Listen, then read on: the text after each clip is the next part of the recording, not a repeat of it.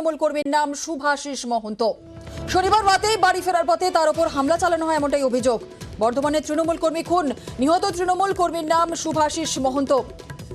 শনিবার রাতেই তার উপর হামলা চালানো হয়েছে এমনটাই অভিযোগ। ঠিক কি অভিযোগ করা হচ্ছে, তার পরিবারের তরফ থেকেই বাকি বলা হচ্ছে, পুরো বিষয়টি নিয়ে আপডেট নেব। শরদিন্দু আমাদের সঙ্গে রয়েছে। শরদিন্দু, দেখো, বর্ধমান শহরের 10 নম্বর ওয়ার্ডের শ্রীপল্লী এলাকায় গত রাতে এই ঘটনা ঘটেছে এবং যেটা উনি সেই সময় হোটেল থেকে খাবার কিনে বাড়ি ফিরছিলেন, সেই সময় দুষ্কৃতীরা তার উপর হামলা চালায় এবং অভিযোগ যেটা, তার কানের পাশ দিয়ে স্ক্রু ড্রাইভার ঢুকিয়ে দিয়ে তাকে হত্যা করা হয় এবং বাড়ির লোকেরা এমন অভিযোগই করেছেন এবং তাদের বক্তব্য যে তিনি অসামাজিক কাজকর্মের প্রতিবাদ করছিলেন, সেই কারণেই তাকে এভাবে খুন করা হয়েছে। এখন পুলিশ তদন্ত করে দেখেছে যে তারই ঘনিষ্ঠ কয়েকজনের সঙ্গে শত্রুতা থেকে থাকতে পারে, তারাই এই খুনের সঙ্গে জড়িত বলে পুলিশ মনে করছে।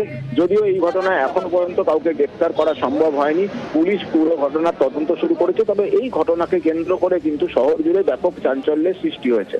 ঠিক, ধন্যবাদ শরদিন্দু।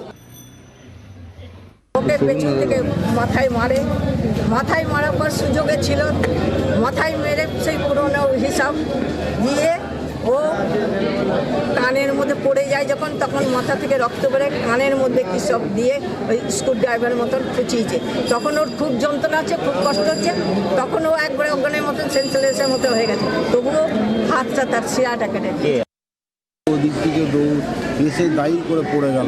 আমি বললাম কি হলো, মুখ দিয়ে কালো রক্ত বেরোচ্ছে। আমার তো দেখেই আমি টোটোতে করে তুলে ওকে নিয়ে আসবো, টোটোটা খারাপ হয়ে যায়, দিয়ে আমি কী করি, টানতে নিয়ে এসে বর্ধমান থানায় নিয়ে আসি, থানা থেকে হসপিটালে নিয়ে আসি, স্যার বললেন মারা গেছে।